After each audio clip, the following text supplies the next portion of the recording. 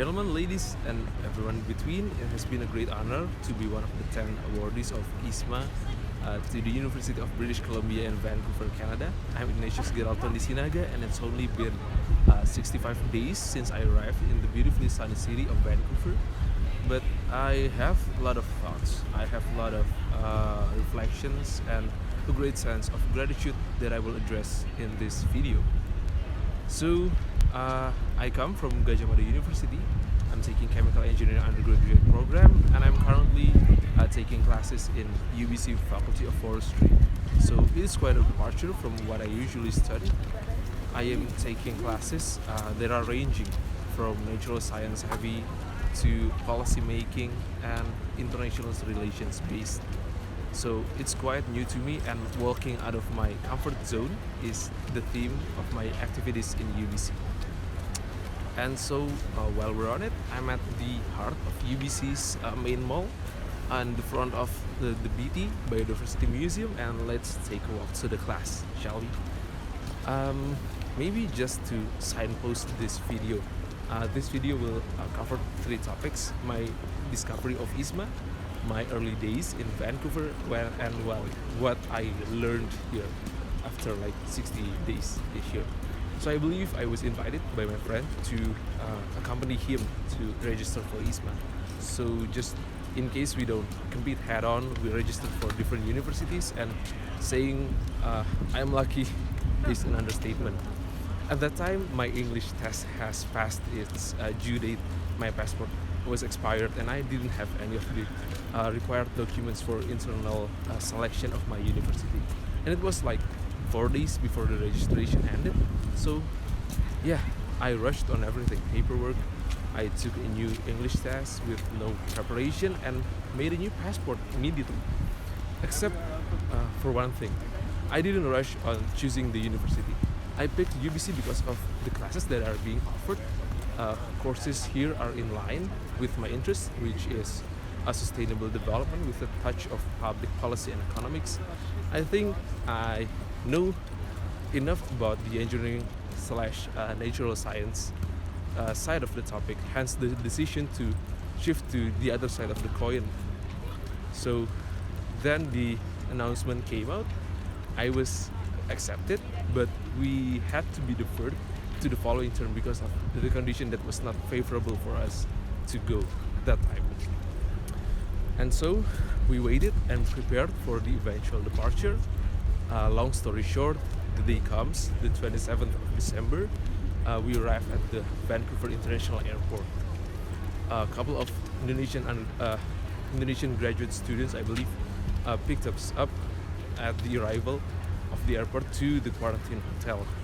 The plan was to have a quarantine for at least 2 weeks with a studio room complete with a meal plan. Then the regulation changed. All of international travelers with 2 doses of vaccine only need to quarantine after the result up until the PCR result came out, and ours was out in like 12 hours. So that was it, 12 hours of quarantine, while we had premium accommodation and free food for like 2 weeks. So we did what everybody does: walk around, explore our neighborhood, get acquainted with the busy weather.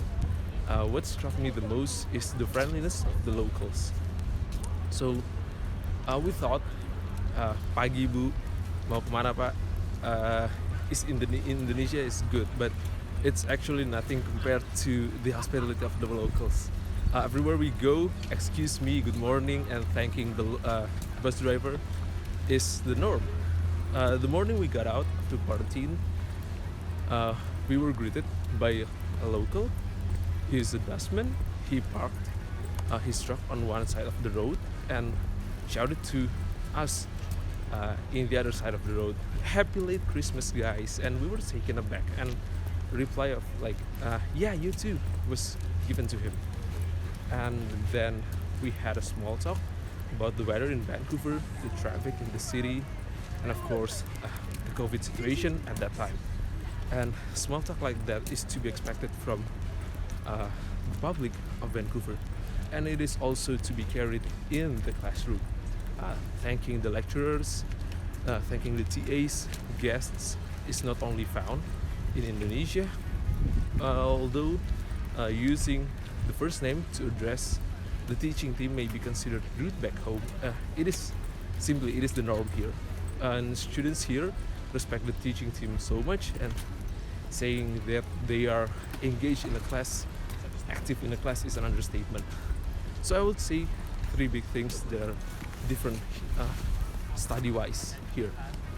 First is there's a lot of journal reading, and the teaching team make sure that we do our readings. All classes every week have assignments related to journal reviews, making condensations and making reflection papers.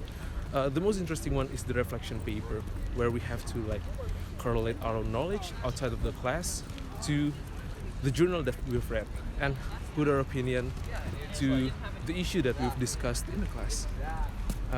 Second one, classes here. I'm gonna cross the road. Second one, classes here are just mainly for discussions, to ask questions about the readings.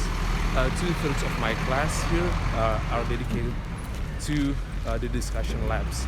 In globalization and sustainability class, we're using the readings as our base. We have to make a theory of change framework every week to tackle a single sustainability challenge.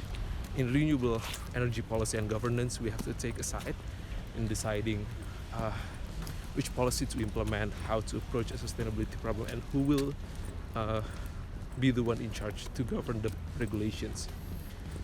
With 100+ people in a class, every group has their own idea of which one is the best to implement. So hard questions are thrown everywhere. So it was always exciting to see the dynamics of the class, especially after we went in person in 7th of February. And the last one, maybe the academic culture of UBC is excellent. I say the teaching team here is resourceful and never hesitate to give us any advice, and the students are really engaged with the materials inside and outside the class. As expected from one of the best universities in North America, the teaching team has a high standard, but they also facilitate us with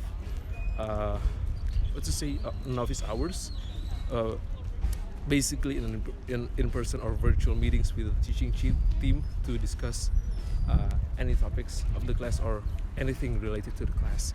Personally, I feel close with one of the lecturers in alternative energy systems, Dr. King Shitu, who had provided me with numerous additional materials outside of the class, connected me to his network of researchers in renewable energy, and much more.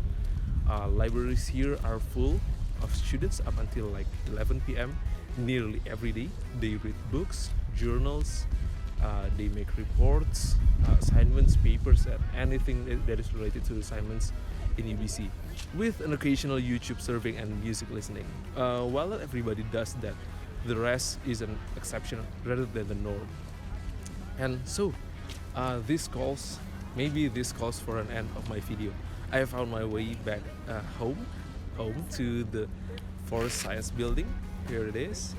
I'm getting ready for my next class. So, yeah, I'm proud to say that I am IISMA biased, as IISMA has given me a once-in-a-lifetime opportunity for me to study abroad, broadening my horizon of the view of the world and making it possible for me to have this fantastic journey. And yeah, I believe that all the worldies are feel the same. And yeah, thank you once again. I'm Gerald, and it's been an honor for me to meet you. See you.